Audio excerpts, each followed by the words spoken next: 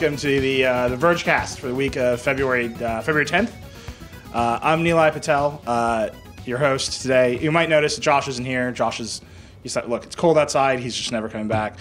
And actually, there's a big snowstorm in New York today, so it was pretty hard to get people here to the office.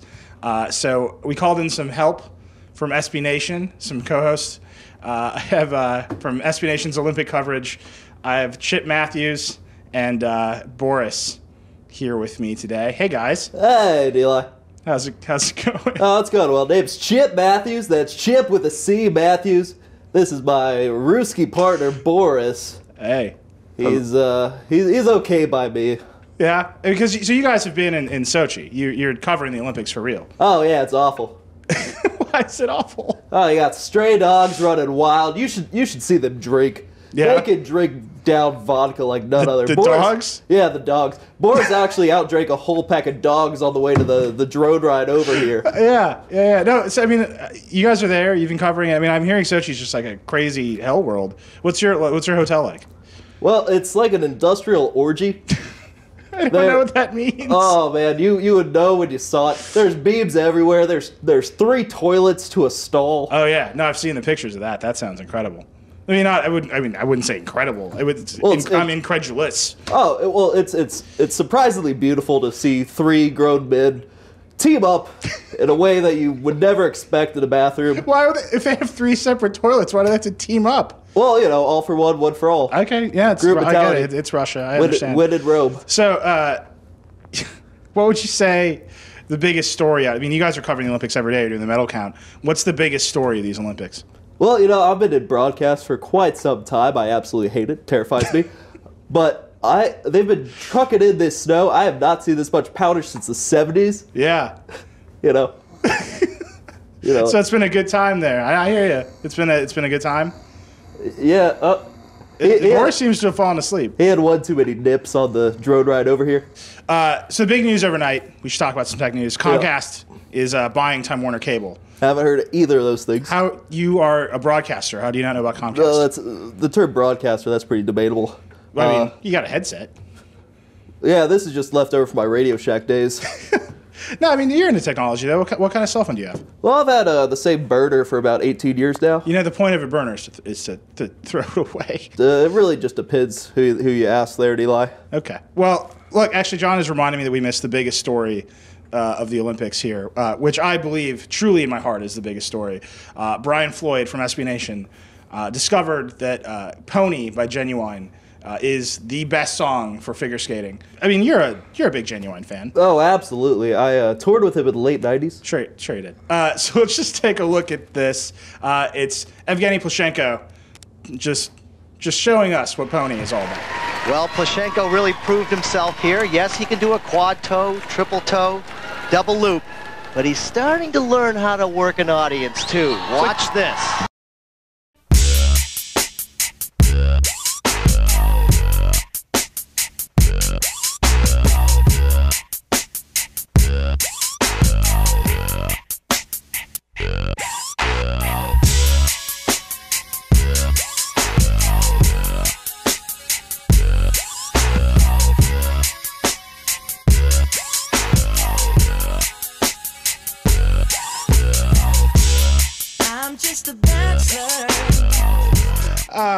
We're back. Hi, everybody.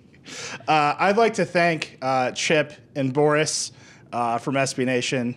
They're doing the Olympics coverage every day. The SB Nation Olympic medal count is, for better or worse, hosted by Chip Matthews, Boris.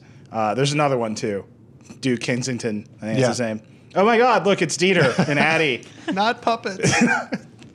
Or are we? I mean, Or are we? Oh, Nilay.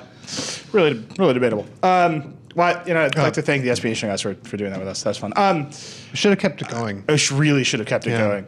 I think there's a lot to say about Comcast. I think if you're a puppet. Yeah. Hey guys. How does that work? I know. So this is the Vergecast where we discuss technology culture. We're gonna bring up Genuine again. I'd like to end the show with Genuine. Yeah. That's really where my heart lies. But actually, there's a lot going on this week. It's like there was nothing going on, and then last night everything in the world happened all at once. And so we should just start with it.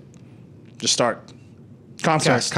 Comcast wants to buy Time Warner Cable for $45 billion. They swooped in. Charter had been picking around the edges. Charter's been trying to buy Time Warner Cable forever.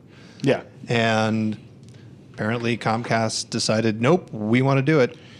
Yeah, I mean, so Charter has been like, they wanted to replace the board of directors of Time Warner. So here's Time Warner and Time Warner Cable. They used to be one company. They split off, and they didn't change the name. So Time Warner Cable is an independent from Big Time Warner, which is further about to split. Time Warner. Yeah. Right.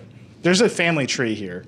It's like, it was AOL Time Warner, then they split AOL and Time Warner, and then Time and Time Warner Cable split, and then Time Inc. is now splitting from Time Warner, leaving only the media company in the middle, while Time Inc. is going to like make magazines.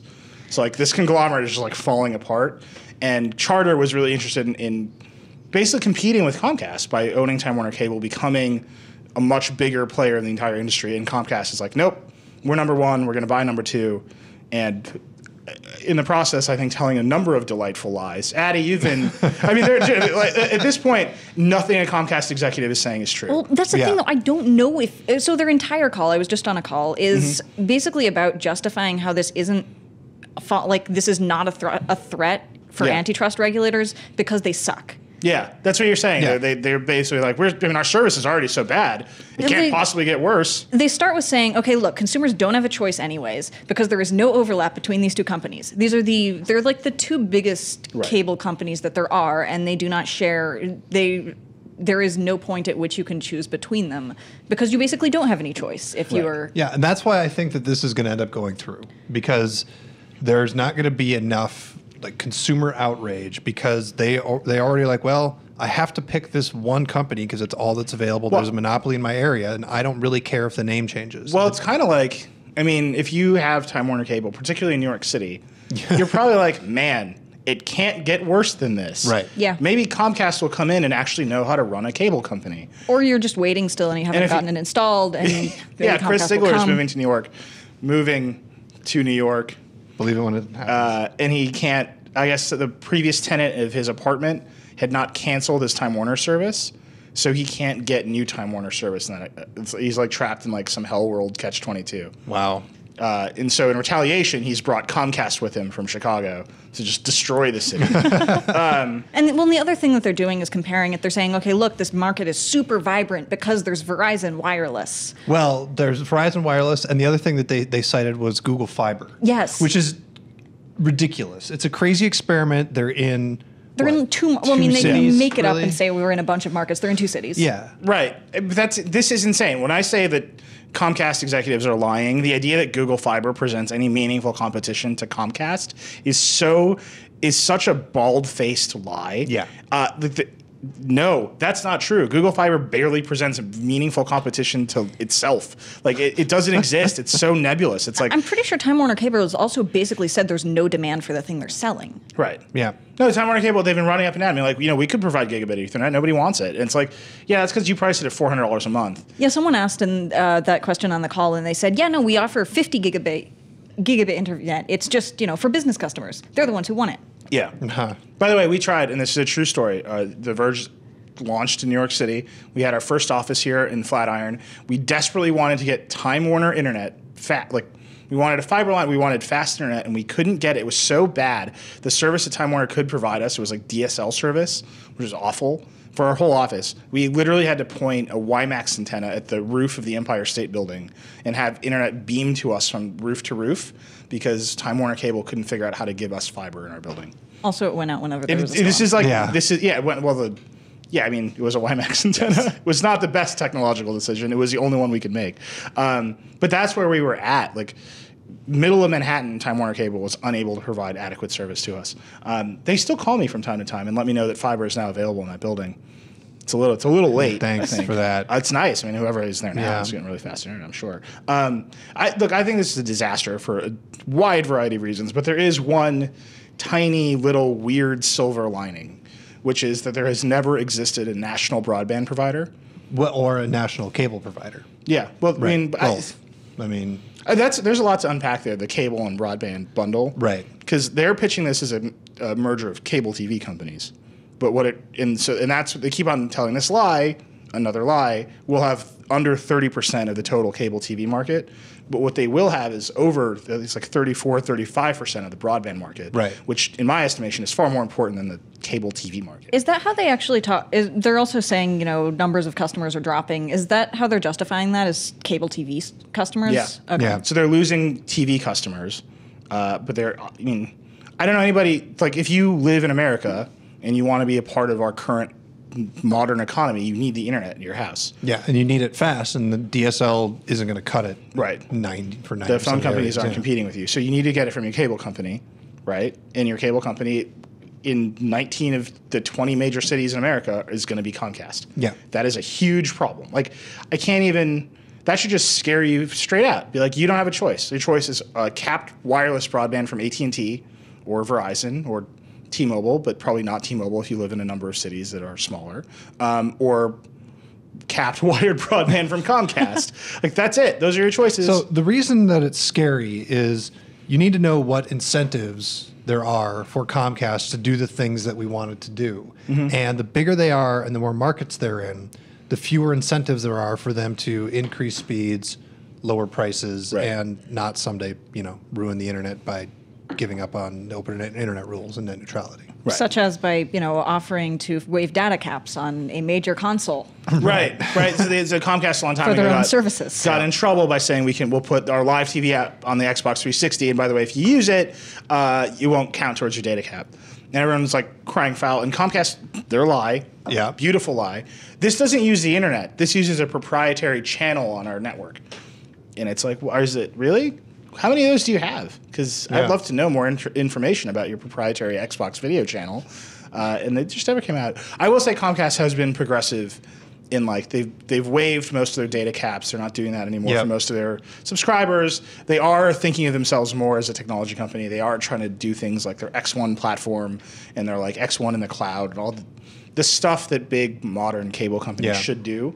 But and they also, you can't give them 100% credit for this because they agreed to them as part of buying NBC. Oh yeah, the other terrifying part of this. Yeah, right. But they also have 7 years of following these open internet rules, which is basically most of the core of the foundation of what we think of as net neutrality. So they're going to do that through 2018, which isn't long enough, but hopefully by then we'll actually have real laws and regulations to protect that. Right. So they'll have 30% of the cable TV market, some larger percent of the broadband market, and they're one of the big 6 companies that make all of the media that 90%. Right, they own NBC consume. Universal. So they make movies, TV shows, they make the news. Yeah. It's going to be really interesting watching how NBC News covers this deal. It just flat out, that's weird. That's a weird phenomenon in this world. That 2 major corporations are going to spend $45 billion trying to buy each other, and they happen to also own a major media corporation. Yeah. All that to me is just flat out terrifying. Here's a disclosure, by the way. I should probably let you know this. Comcast Ventures, with their venture capital arm, is an investor in Vox Media, which owns The Verge. Oh, that's right. So, that's cool. I mean, thanks for that, guys. It was really nice of you. Thank you for believing in me. Please don't buy Time Warner Cable. I don't know what else to say to you. The level of the only way this works is if the government gets seriously involved in what they do. Right. And they say the way that the government got seriously involved with AT&T when AT&T was building a national network, and they say sure, you can have a monopoly on broadband in America. Yeah. But here are all of the rules you have to follow, and they turn them into AT&T. Yeah, which I think is not great. I don't think that's a great answer. It's not the early aughts of the 20th century. It's not like 1920. Right. Whenever the rules. This isn't got Rockefeller set out, in a Washington D.C. restaurant with Taft hammering it out. Right. When AT&T's monopoly got blessed, we had just built the railroads. We knew how to regulate a national infrastructure network. We knew what was we're putting electricity everywhere. And we understood, and the political forces were such that you could do that. Mm-hmm. We are not in that place anymore, and I think it's very unlikely that if this goes through that we're gonna see the government do the kind of work that it did before to create a national help AT&T Harding run the national phone network and open access laws and. Well, and the thing it did after that was split them up. Well, then we split them up.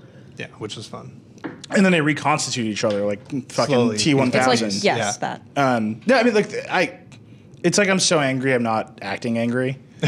Because this is why it's going to happen, because it's just like you're just going to be resigned to it. It's just going to, you know what, this is terrible, but it's not. But it's not much more terrible than the status quo, right? Like most people, if you have, like I'm saying, if you have Time Warner Cable, you are probably like happy that someone's going to ride in on a $1 billion horse and maybe like make your service better, because clearly the people running Time Warner, the CEO of Time Warner Cable, he's Gerald something.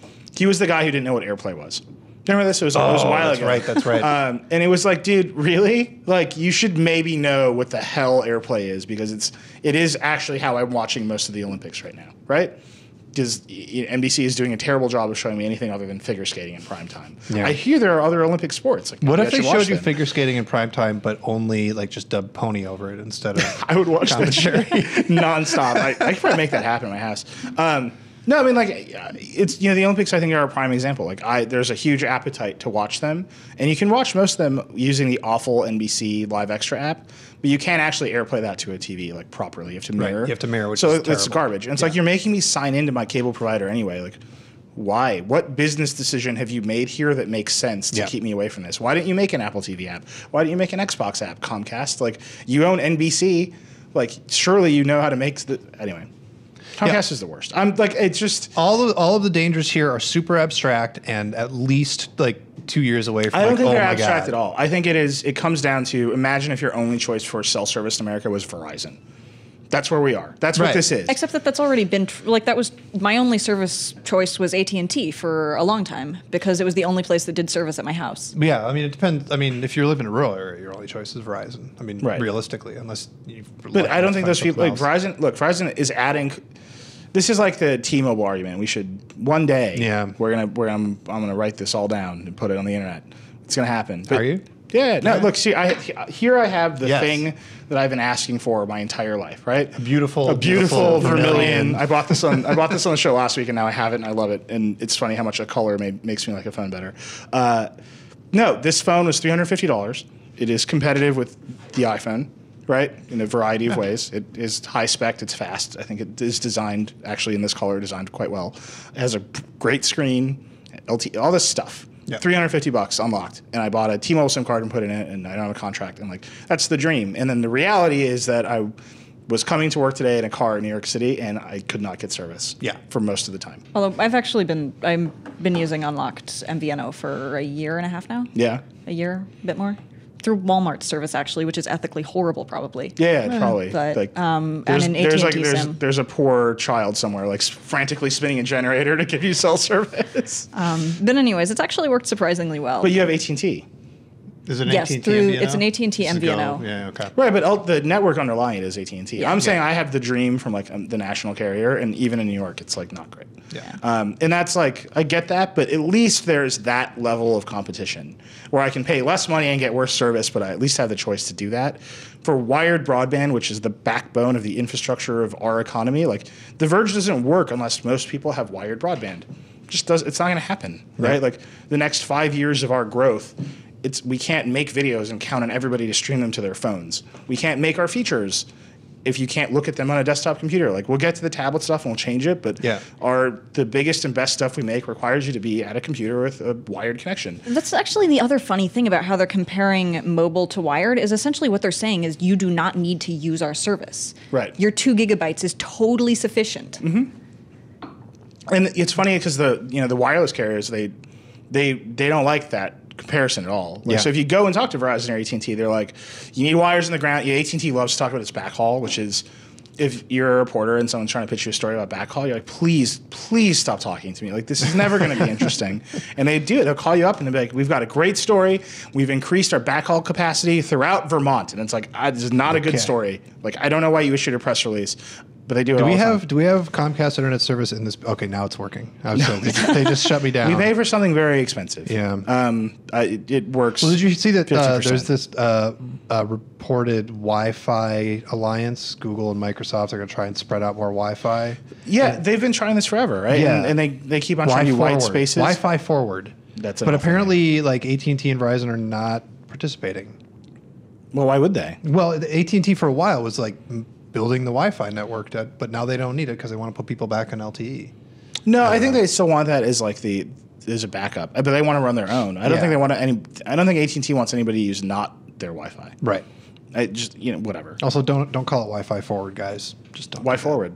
Yeah, isn't it Wi-Fi? No, there's the Wi-Fi forward. There's a Fi in there. Oh God. Yeah. It's awful. Wi-Fi forward. No, I mean Google and Verizon. Google and every major tech company that isn't a networking company has been pushing for more and different kinds of Wi-Fi because they want to break around the logjam of the wireless carriers. Right. And what's amazing to me is we've done a really good job, I think, as journalists covering all of the problems of the wireless broadband industry. And it's the only reason that's true is because there's conflict there and choice. Right? Right. In whatever limited, tiny amount, and there should be more. And but no, it gets tiring to be like, you can't do anything about it immediately. You can't switch right away, tomorrow to fix the problem. But it sucks of just constantly saying that day after day. After 3 days, there's no point in covering the wired broadband industry because there's no conflict. There's no choice. So, Adi, you actually were on all these calls today. You've been doing most of the reporting today. Been on, I haven't been on all of them. There were three. Two. I was on one, I think. The middle one, right? The one I wanted to be on, then I was doing. The 1 p.m. one. Is there one after this? I was hanging out with puppets during that time. It's true story. What's your take? Like, where are you landing on this? I mean, it feels hopeless. Like, this is going to go through. Yeah. Like, it all feels sort of moot. And that it's hard to tell, like, that there are threats, but it's kind of hard to even conceptualize them. Okay, so, like, beautiful dream, hope of the future. Like, Google is not going to roll into every city and spread fiber. Susan Crawford had this editorial in Bloomberg, I think it was, and I've heard her say this before, that the trick is mayors. Yeah. City by city. It's the city, don't wait for the government to do it. Don't wait for big companies to save you.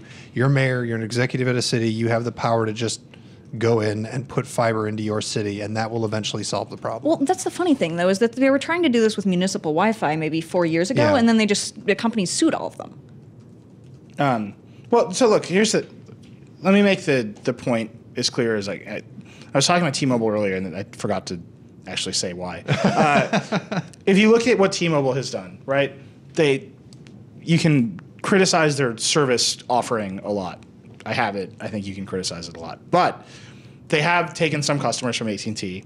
They've spooked AT&T at least into lowering prices and jiggering their plans. And they may have even spooked Verizon today. They spooked Verizon today into changing their prices and lowering their plans. Like, that is the effect of competition, right? Something good is happening for consumers because if you get more people to pay you, you make more money, right? And so they're all fighting for that market share, for that recognition, for consumer support and loyalty, for dollars. If you are Comcast and you're in 19 of 20 major markets and there's zero competition, you have no incentive to improve your offering. Right. Zero. Yeah. Outside of the mayor of your city or the governor of your state or the president of your country saying, buck up and do what I want. Yeah. And that's where we are at. That's kind of like Crawford's whole point. And I did an interview. Hopefully we'll be able to pull it up. I interviewed her a while back, and she talked about the mayor's thing, and she's like, I've given up on the federal government. Right. I've given up trying to get this policy. I think what you're seeing right now happening on the sort of the flip side of this with the net neutrality ruling, with let's have the FCC kind of like twiddle its thumb and like sing a little song and dance about how they're going to do something, but we don't know what yet, to maybe reclassify ISPs as common carriers, like all this stuff, like all this endless lawsuits, wrangling, policy debate is going to play out in Washington. And her whole point is, or you can go to the mayor of a town and be like, we're going to spend some money on fiber, or we're going to invite Google to our town to put in fiber and scare the other companies. And that's happening. And her whole point is, you can do this. You can do this at a big level. You can do it at a state infrastructure level. It's Republican mayors are doing it. Democratic mayors are doing it because they know that ultimately this is how you build businesses in your town. Right. Is Seattle the city that is sort of in the middle of this, building a municipal, like, There's super fast internet connection? I can't remember if It's the Seattle's last one I them. remember. Yeah. Yeah, I mean, it's little cities, actually much little cities throughout the South. Yeah. And this is, I think this is like a moment where you see Seattle's plans are on pause. Okay, well, yeah, that's great. every big city. Yeah. Philly had a big Wi-Fi thing a few years ago that like just got destroyed because Comcast is in Philly. I think Verizon has a deal here that they're supposed to eventually one day put wireless. So Los Angeles is planning something. So here's the big counterpoint. More T-Mobile stuff. AT&T tried to buy T-Mobile. Yeah. Hue and cry. I made the counter narrative that I thought would be interesting was you could say yes to this deal, government, but you have to regulate the shit out of them. Yeah. And the government was like, no, we are not reducing competition in this already choked, constrained market. There's a chance that the government will say the same exact, and they, the FCC and the FTC have been making noises about the Sprint T-Mobile.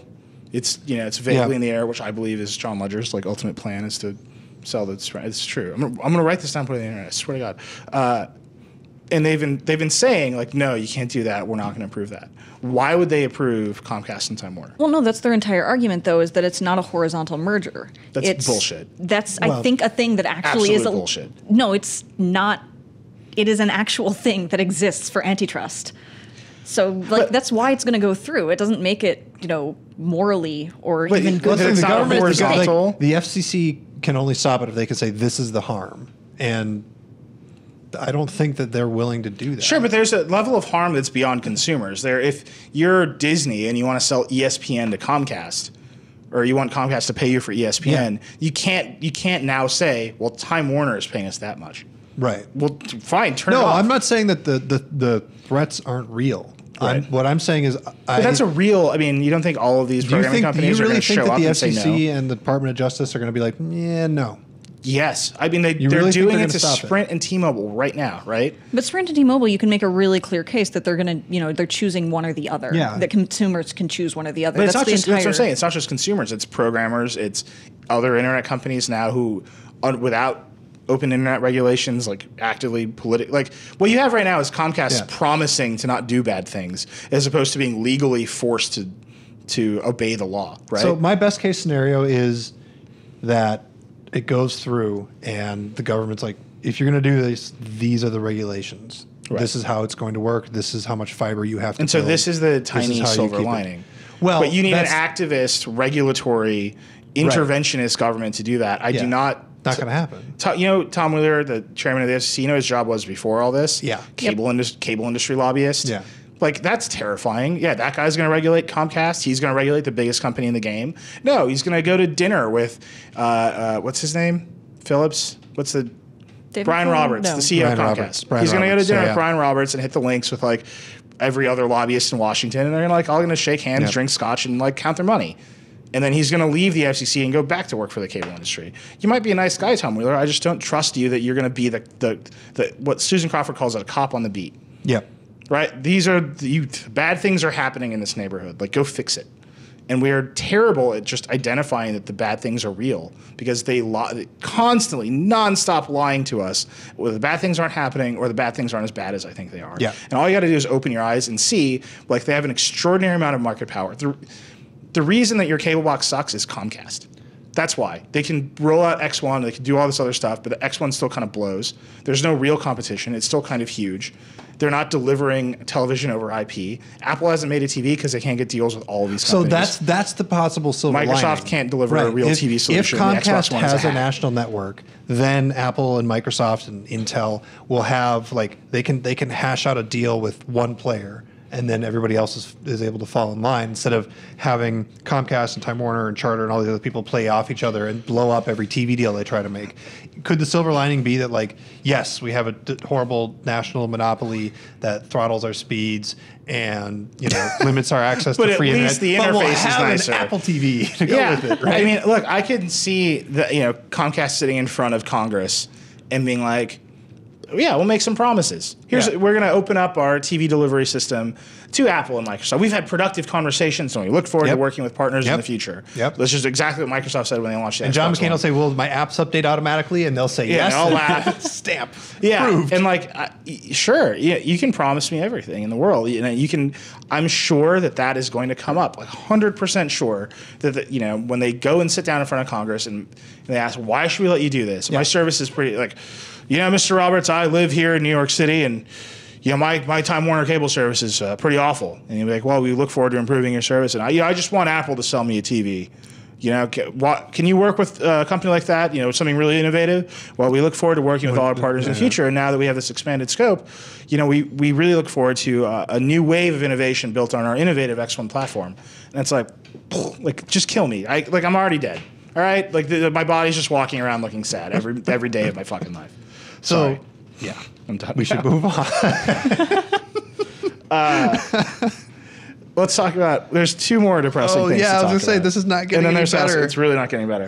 So one of the things, with net neutrality and with the NSA stuff, and now with this, there is a lot of conversation about like how do we protest this, how do we stop it, how do we get involved. I think that question is really, really unanswered. Adi, there was just an NSA protest. It is still unanswered. It's still unanswered, but this is like it's hard to do. So let's talk about this. This is the internet trying to stop. Okay. Trying to stop spying. So very, very short background is that there have been a lot of protests already. One of them was called Stop Watching Us, and they recorded like Maggie Gyllenhaal and a bunch of whistleblowers and tons of people saying, "Stop watching us, NSA," and had a big general protest last year. Maggie Gyllenhaal? Believe so. Huh. Yeah. So anyways, this year some of them split off and they said, okay, look, we have this bill in the Senate now and the House, and we should actually try to get people to pass it. So they decided to model this after the SOPA protests of 2012, thinking, okay, well, this is stopping a bill. Can't be that hard for us to stop one bill, which is Dianne Feinstein's, and then pass another one. Right. This didn't actually work. Well, it wasn't as extreme as the SOPA stuff, right? I mean, SOPA stuff was the first time sites actually shut down, actually put up black banners. In this case, like Reddit had a little thing in the corner. Thing. Right. Like I was looking it up today. It's kind of hard because I don't think people collected definitive numbers on SOPA. Right. But SOPA was some like 75,000 to 100,000 sites. At the beginning of this, they had 6,000. There were maybe like in the millions of calls placed through like Wikipedia. There were, 70,000 calls placed. It was tiny in scope.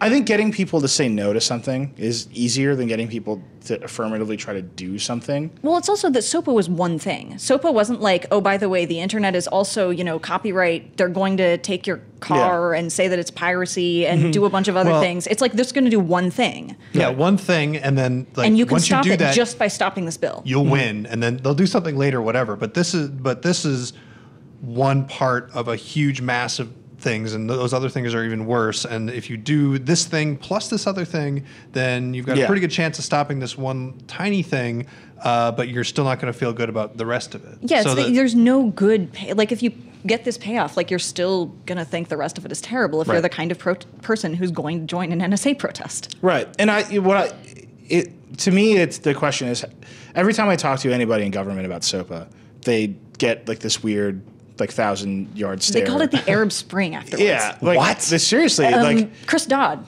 I was reading an old interview, and he says, no, this was, it's like the Arab Spring.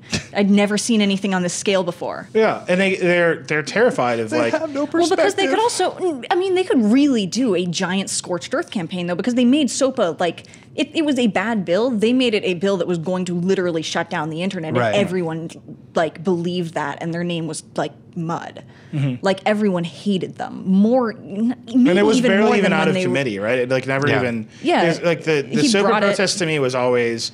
I wrote a thing at the time. I was like, you can only do this once. You only get to shut down the internet over something one time. Well, the funny thing, though, is that the EFF actually made a good point, which is that this was a giant battle because this was built on, was it KOICA? Mm-hmm. Which was another similar bill that got rewritten into PIPA, the Senate version of SOPA. Right. So this was actually a long thing. It was just that KOICA, that all these things sort of got nipped in the bud. Right. And that they were one thing. But they're all... And that they hadn't happened yet. It's like...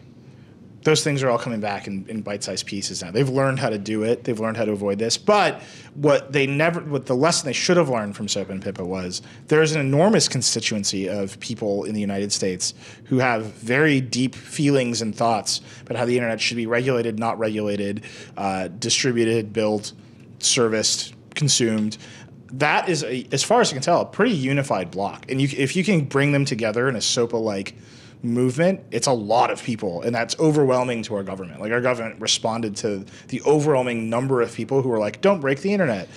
That same group of people, you can get them all to say no to something and call up and say, I don't want you to do this. How is your name on this bill that's going to kill the internet? It's harder to get them to call and say, I want you to support this bill that will stop the NSA. And I don't really know about the national security implications, and I'm sure that you can tell me a lot of things about that. That's actually the funny thing is that So the New York Times, I haven't confirmed this, but they were basically saying most of the calls went to Dianne Feinstein.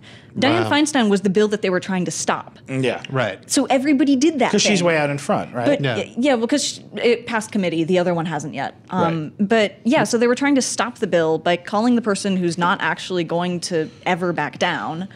And Ever. like, I mean, I'm not sure whether people have directly changed positions. It was really clear after We SOPA just that need people to. did. I mean, literally, it's the question is how do the people who use the internet, who live their lives online, us, and most of the people watching and listening to this, how do we talk to our government more effectively? And the answer is, we did it one time with SOPA. Yep. Ultra effective. The government remembers that. So the way that people we in do power, it, but like if I moved home, I don't believe that like my Congress people in my home state are like aware of the internet or care about it in a way that like is meaningful. Like, right? yeah, and the way that's that internet the way native people need to talk to the government is forget about the internet. Like Right. you gotta pick up a phone, you gotta write a letter. Which was what actually SOPA did really well. And what I Yeah. think this did well too is that we've basically found out that you can automate this stuff. Mm-hmm. That is the big lesson of SOPA, is that you could go to Wikipedia and hit a button and they will call your congressman basically. Right. Or they Right. will like make sure that your senator gets this message. Like That's a thing that you learned. good. Social engineering will change the government. So you don't think the day we fought back worked? It seemed like nobody participated. People participated, and I'm sure it worked to some extent. It's just, I don't think that it probably was fair. It basically just had bad PR, and that PR was kind of all that it was. Mm-hmm. And that hopefully, this gets the USA Freedom Act some more votes in Congress. Like, that would be great. Do you think it's going to work? I mean, the 'Cause, USA Freedom Act seems like it has a decent chance. It's hard like, to you know say. what we need to do? Like, I'm giving myself more homework that I'm not going to do. I'm such a bad at this. But we need to come up with like a position paper. Be like, here are all the things that need to change. Like, stop Comcast from buying Time Warner. Like, amend these two things to let us see this The stuff. Vergecast manifesto. The Vergecast manifesto. Yeah. The Patel plan for a better internet. I'm not kidding. I should probably do this. I should probably actually make TC do it and put my name on it. Oh, God, TC would totally do it. Yeah. hanging And it would over be great. America. And then I'm he would telling you, enact it in That DayZ. specter is the Vergecast. The Patel plan for a better internet. I'm gonna think about it, then feel guilty for not doing it. We're going to use the language from the Communist Manifesto. We're just going to change like every other word. All right. Speaking of communism, let's talk about that Lumia. What? I don't know. It was sitting there for me. Speaking of things that look steam powered and kind of shitty, Things that look like let's they were talk about the designed by Lumia icon. Soviet engineers. This is why I like it, though. So you like it. So this is the 1975. Nokia Lumia. It's on Verizon. It just came out. We haven't Yeah. reviewed it yet, but we have it here, so we thought we'd talk about it. I think that it has a very nice camera, but is otherwise a complete piece of garbage. Because This is the first it's designed- retro-futuristic phone. How is that true? It's like a prototype. No, It's because of like the weird alien stripes on the It's top. because if you watched like a Tarkovsky movie or something, and they would be like, "Here, I will pull out my internet telephone phone," like you would just. It's giant and thick and So- silver and half like this weird white collar, and it has these weird Bulgy. stripes at the top. Yeah, it's bulgy. And the top of it has this weird like I'm taking this from laminate, you. like it was lacquered. Yeah, it does feel like somebody like poured epoxy onto it. It has a great camera. I will say it. I was playing with the camera yesterday. It has an absolutely terrific. It's like 20 megapixel pure view camera. I just want to show this to people. What do you think that is at the top of the phone there? See that? Right where my finger is. Yeah. The first time I saw it, I assumed it was a mute switch. Yep. Then I thought maybe it's a hold or the mute or the sleep wake. Right. That's the SIM card slot. Yeah. This phone has seriously the most easily. Show you how you pull it out. You just get in there, just take it out. Take Why it not? out. Hey, I'm using my phone. Maybe I should just take out the SIM card for no apparent reason, because that should be easier with a phone. Yeah. You know what the iPhone has? Yeah. Little pinhole. You know what the Nexus has? A little pinhole. Little pinhole. You know what? I mean, that to me is every just the other most phone has? mystifying. Who needs to do that with a Verizon, particularly a Verizon phone? No, that's and what's Evan great actually was about it, complaining though. about it earlier, and Evan, the ambient nerd that he is, just appeared out of the whispers and was like, "Actually, you can use other SIM cards in Verizon phones. Yeah. That's great." But most people who have Verizon are totally locked to that network. That's why it works with the Soviet aesthetic, though, because you're going to buy a black market SIM card and you switch it and then you swap it so the government can't hear you on this line and you talk to Julia and then Big Brother catches you and it's great. I mean, and I will say this, whatever. We're going to review the phone. I'm sure David has. I can't even stop it. Stop it, Windows Phone. See this? This is the new Windows Phone. This home screen is not simple. Nothing about this interface is simple. It doesn't come that way. You have to make it crazy yourself. I'm pretty sure this one came this way. Oh, did it really? Yeah. Well, then that's stupid. It's not a great. Yeah. Like you could not give this to a normal person. No, and be like, but okay, use this phone. Because if you ease into Windows Phone, that actually works. If you like start with something simple and then slowly make it your own personal brand of crazy, then Windows Phone is great. Yeah, and that's really what you want from a gigantic Soviet steam-powered phone. Anyway, David will have a review soon. Please address your complaints and death threats to Pierce David. It's heavy. It's not. I mean, I don't even know what they're doing. It's hefty. It feels good in the hand. Addie, you've convinced me. I mean, I get it. I understand. It looks like a phone that a stormtrooper would have. Yes. That's what it looks like. But you know what I don't want? Most things that stormtroopers have, except for the guns. And maybe the helmet. And also the That's armor. every important. Fine. Fine. Also, they're cunning and dashing good looks. Yeah. Okay. But so this leads me right into more Microsoft stuff. So Yeah. Crazy. Anarchy in Microsoft land. So Tom Warren is reporting, and I have every reason to believe him, that Microsoft is seriously thinking about letting Android apps run on Windows and Windows Phone. And then today, Google announced they're going to be allowing Windows apps to run on Chromebooks through an emulator. Okay, yeah. So the Chromebook thing, whatever. It's through an emulator. It's a cloud service.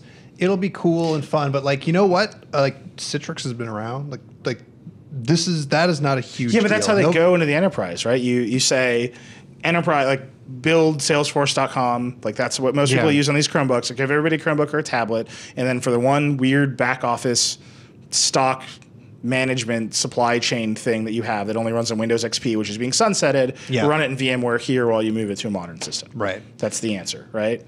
I just think like it's basically chaos for Microsoft's platforms.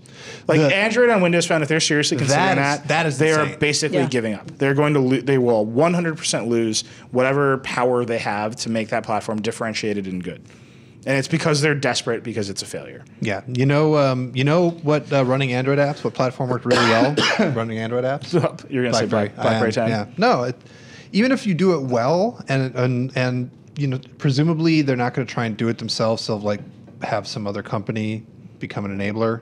Fine.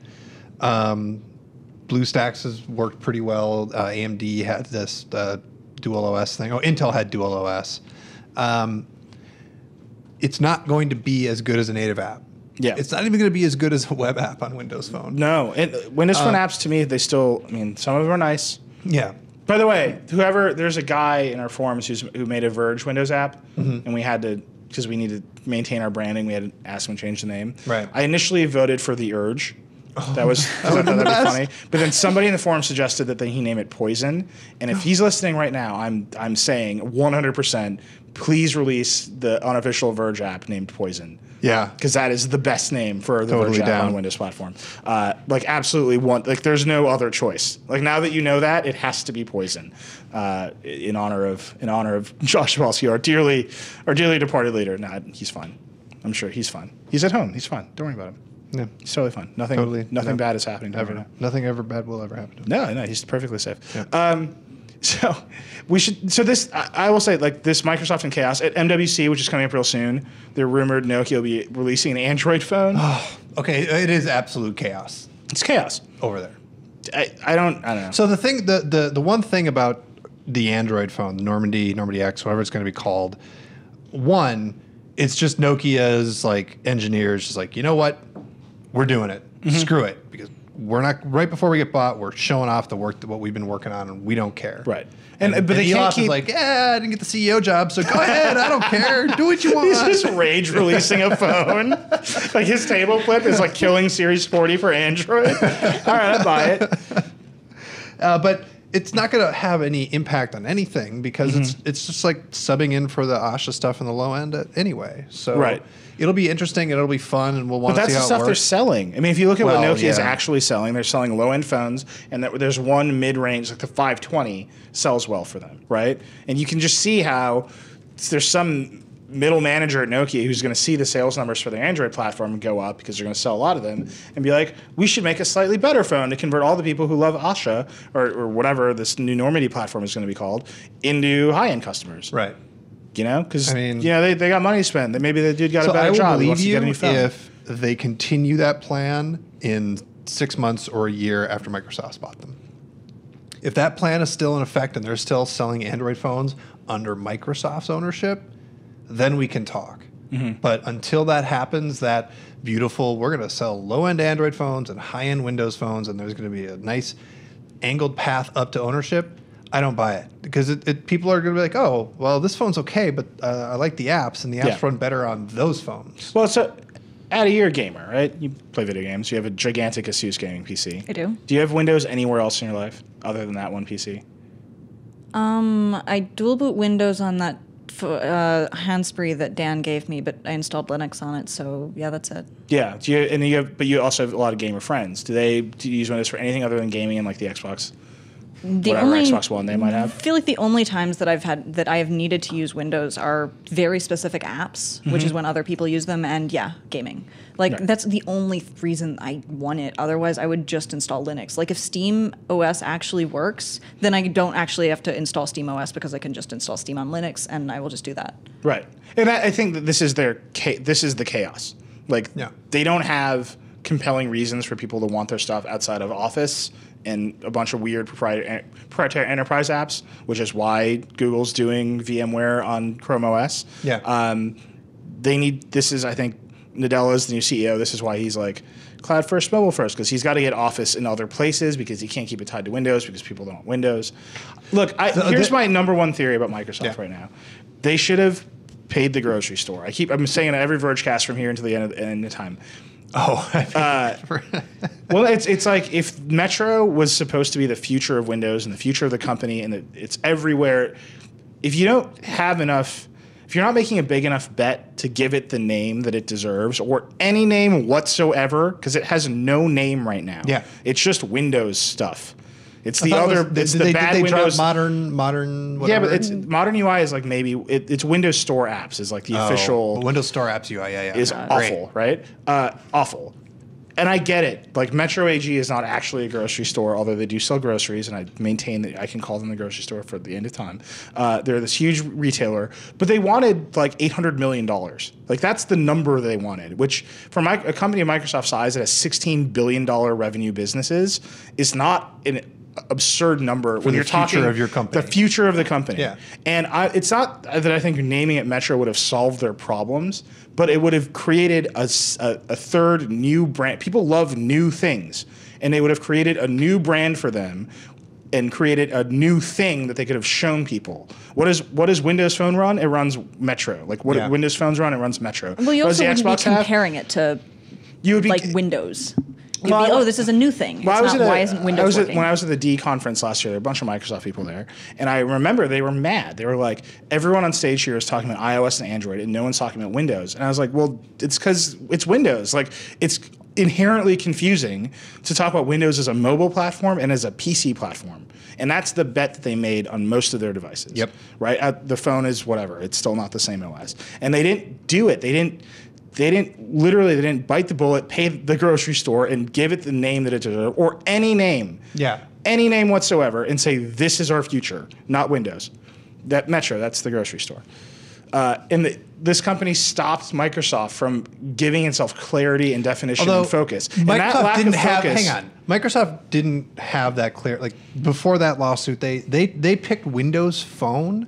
With Windows Phone, it was Windows Phone 7 Series, remember? But then it was 7 Series. But the reason they called it 7 Series is they picked the Windows Phone name to try and give a fresh sheen to Windows Phone 6.5, which was Windows just Mobile refreshed. 6.5. Windows Mobile 6.5. Yeah, it was a mess. Windows Phone 7 Series. Right. Oh, look, I'm just saying when these phones first came out, when they showed Windows Phone for the first time, Metro, people freaked out. It was great. It's a good idea. Yeah. And people loved that name, and they talked about it. If they had made that their new wave OS, like a branded, they didn't try to glom it onto Windows 8. They didn't make all these mistakes and compromises along the way. They would have avoided the chaos that they're in now. And I'm telling Frank Shaw, who's who's Corp Com at Microsoft, reminds me over and over again, Windows still like. I say people hate Windows. He reminds me over and over again that the brand loyalty to Windows is like off the charts. The brand loyalty to Microsoft. I don't know who they're paying for that study. They should pay somebody else. My mom and my brother in the past 3 months, terrified, afraid, went and bought MacBooks. Have no idea how to use Macs. They've used Windows all their life. They don't want Windows 8. They just don't want Windows 8. Yeah. They're calling me like, how do I do this? I'm like, it's gonna be okay. Go take the classes at the Jesus store, the Apple store. Yeah. You'll be all right. But like before Windows 8, they just every couple of years they went out and bought new Windows computers like clockwork. Yeah. And this time around they're like existentially vexed, and they went out and bought MacBooks. Yeah. I don't know. I mean, this Chromebook thing, I think, is if Google makes any kind of real play into the enterprise, I don't know, chaos. It's like chaos. He's got a lot of work, but like I I think he can pull something off. So there is something very exciting happening Yeah. in Microsoft world, just Titanfall, which is like happening. Man. So, Adi, are you in the beta? I signed up earlier today Okay. because that's the thing is that earlier everybody was talking about Titanfall and I was like, okay, it looks decent, all right. And then Yeah. for some reason I read, our piece, I guess yesterday. Yeah. And I was like, oh my God, this actually sounds awesome. Yeah. It does. I mean, it looks amazing. I'm Like, it incredibly looks angry fun. about Titanfall. Why? Because I had like decided I'm going to get a PS4 and that's easy and I'm done. Yeah, And and then now, I mean, I signed up for the PC beta. God damn it. But you've got a game. Then I PC. got to get a gaming PC. But I just It was going to be so easy for Dieter. My life was set. Yeah. And now, I mean, the reason that I want it is because Look at that. it doesn't look like is because I feel like it's not exactly like other first-person shooters. So I feel like I'm not going to be so behind because Right, I don't really right. play multiplayer shooters. I don't really play Call of Duty or any I of don't. that. And so it's been years and years. Everybody knows exactly what you're supposed to do. Most new shooters are similar enough. Yeah. But like I have a giant God, that looks robot. so awesome. Yeah, the robot thing. So- I will say, look, mechs are back. So- Like I played Yeah, Mech with- Warrior. they came like back with like- Hawken. Yeah. Huh? don't I think even they came start back with with me on Hawken. Mech Warrior. No, no. Because I will out-nerd you so hard right now. Oh God, it's gonna be bad. Because you played the computer game, right? Yeah, yeah. Which was like a flight sim. No. Let's talk Dieter's- about the Dieter's getting tabletop real. BattleTech game, No, originally no. called Battletroid, and the Mech Warrior RPG. But you'll be able to This bring is that the into. dream. All of those Huh? Mech Warrior You ordered a PC ton. games from the early in the day were modeled after flight sims. Yeah. And so it played like, like the old Microsoft thing where you were landing, you could never land, but it was all line art, whatever. Yeah. And that legacy lived on in it. So it didn't have It this was a visceral, great- awesome action giant robot feel of like playing a card action. game. No, the video games. Okay, yeah, I see what you're saying. The card game, and that wasn't a card game. First of all, there was a hexagonal map, and then you had miniatures on them and character sheets with bubbles. I just want Ice-T to be saying everything that you're saying. No, that was BattleTech. Okay. Mech Warrior did not have the map. It was all in your head though. So you imagine this dynamic action, which Titanfall actually achieves in a way that the Mech Warrior video games never did. I also just like that free running is now totally normal in Right. Oh, yeah. shooters. That's what we do. Yeah. Like it's wonderful. Hey, It's look, Mario. in the Mario's future, eating the everyone world. is constantly ready for Blame combat, Nintendo. and they've done parkour. They've done extensive parkour training Yeah. in school. Yeah. That's replaced gym class in the future. All right, the solution Have is everybody I'm made getting the a- Attack on Titanfall You're getting joke an yet? Xbox Because I would play that No, game. I'm getting a gaming PC because then my girlfriend Yes. can play the Goat Simulator. Oh yeah. Have you Yeah, seen how the is Goat that? I Simulator? have not seen. I don't even know what you're talking Oh, about. I hope we can get it on screen. It's a game where you play a goat running around. You're just a goat. Yeah. I feel like the Oculus Doing Rift has goat opened up things. a bunch of simulators because Yeah. suddenly you can make. I mean, I don't remember if this is on or not, but suddenly you can make simulators and actually make a good case for them. It's Yeah. not like the Eurosim genre. Like Eurosim, it's you're doing a relaxing thing that's a real thing, like driving Yeah. a bus. But like Dragon Simulator, Chicken Simulator. Now you're like, no, you're actually a chicken. Finally, the Oculus Rift has unlocked the next wave of gaming experiences. Well, that's actually being what a was chicken. funny is that Sean was talking to I forget who, and you saying that no, this is actually like a thing that I can do now. Is that it makes you feel what it's like to be in another body. Yeah, though that's happening. Wow, we're just watching a video of a goat not being very good at being a goat. Is there a score? Who cares? What is this based in? What? Huh? Oh, there is a score in the top left. That's what I'm being told. I don't know. But my point with Titanfall is that like mechs are back. Like between Pacific Rim, I don't think that it's Hawken. I think it was Pacific Rim and now Titanfall are going to reintroduce like mecha as a genre in an enormous way, and that's exciting because I did play a lot of Mech Warrior, the video game, which was fun, and you can't take it away from me. I mean, it was awesome. It was an awesome video game. Like I bought a computer like specifically because I wanted a faster computer to play the next Mech Warrior at one time. Well, the thing is that the first mech thing I really got into was Ava, and that basically associated them with despair. Right. And this is fun. Yeah, I mean, Titanfall looks amazing. Titanfall to me is the reason to buy an Xbox One, and I think the people who are buying PS4s because it was the gaming one. This is like the first reason I've seen to buy a next gen console. I haven't played any other next gen games that have been like, this is why I have this. I've actually been playing my 360 more because whenever video games happen to me, I just like start playing my 360 more. It's very strange. I will say it's strange that Microsoft is tweaking the Xbox One controller to make it better for Titanfall. I mean, this is the level that Microsoft is all in on this game. Yeah. I think it's going to be exciting. I'm not signed up for the beta. I really It's funny that the thing I remember being really hyped at E3 was Quantum Break, which we have heard nothing about. Right. Oh, that game looked incredible. It seemed pretty cool. I mean, it didn't seem like it was actually a game at E3. It was basically videos. Yeah. But it that's E3. was promising. Nothing at E3 seems like a game. In that it literally does have a video component, and that was what people were getting shown. It's fair. Okay, and then the last thing we should talk about, which I think, in related to all this Comcast stuff, House of Cards starts tonight. Yeah. Are you going to stay up until 3 a.m. to watch it? This is like No. Valentine's Day is going to be real rough for a lot of nerds. Yeah. You know, it's a horrible, It's Titanfall horrible on confession. House of Cards, huh? I never finished the first season. What? got I watched bored? the British first series. Okay, fair. And then I just never, Oh, so The you first don't know what season- happens in the, oh, man. is it anything like what happens in the first The British dog series? from the I first haven't episode seen the comes first back to one. life. Oh, and okay. is a Well, a zombie. giant thing happens at the end of that one. Probably- So I don't think it's the same thing, though, because a certain character is coming back. This is really hard to talk about. So the dog from the first episode comes back. He's a zombie dog. Right. And then he takes over the government. Yeah. That's Is what that like when happens. the reporter comes back in American Horror Story and she's a ghost, and now she's probably a ghost in season 2? Yeah. American the Horror Story to spoilers. me is, I don't understand how every, like, I understand that it's like a mini series and they have different ones. No, it's not a miniseries. It's a season-length miniseries. It's an anthology series, and every season is a new... They're self-contained. Yeah, self-contained theme, and the character, like the actors come back, but they're all playing different characters. Yeah, it's amazing. It seems amazing. I just can't. It's like I only drop in when Becky's watching it, and so then I have no idea what's going on because I see all the same actors. Like now they're in an insane asylum. Now they're in a Okay, prison. the It's, insane like, asylum very bit was. confusing I to mean, me. that was actually crazy because there were about 50 different horror tropes. So yeah, it was Nazi, zombie, horror. Yes, it was very asylum, strange. Women's prisons. Yeah, it was just very strange. Like I dropped into 2 episodes of that, and I was like, I have no idea what's going on, but I'm terrified. So Oh, well, then mission it worked. accomplished, Yeah. I guess. I think I'm going to end up spending, assuming that tomorrow is also a snow day.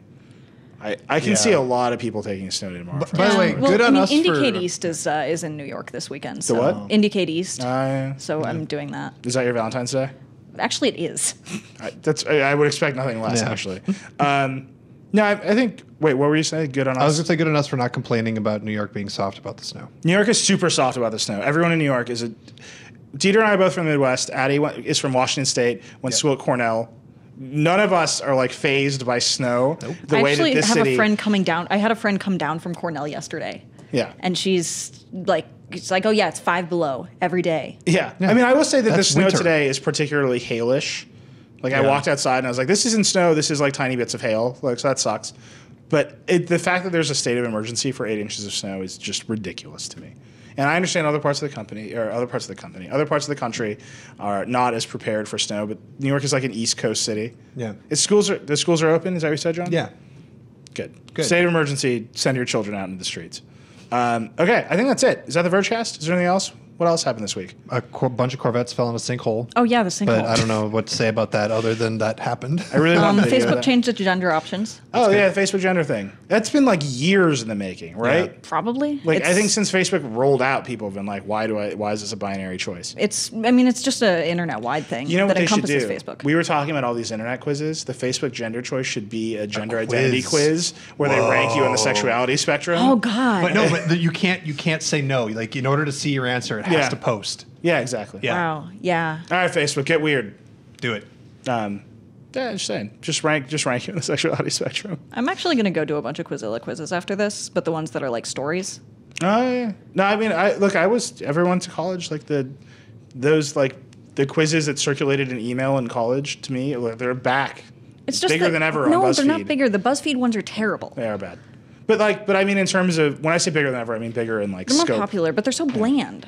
Yeah. Like I was going back and reading them, and they're cheesy and they're high school stuff, but they're actually interesting. They have like a feel. Yeah. Like they're actually sort of a narrative thread, and this is not. This is just like pick a bunch of random things, and it'll tell you what city you should live in. BuzzFeed should exclusively hire college freshmen and like kind of liquor them up in like wine coolers and have them write the quizzes because that's where that feel came from. Well, yeah, I was gonna say. I was going to say 15-year-olds, probably still on wine Well, coolers. precocious college but yes. freshmen. I'm shutting down my Twitter account and I'm only posting a live journal.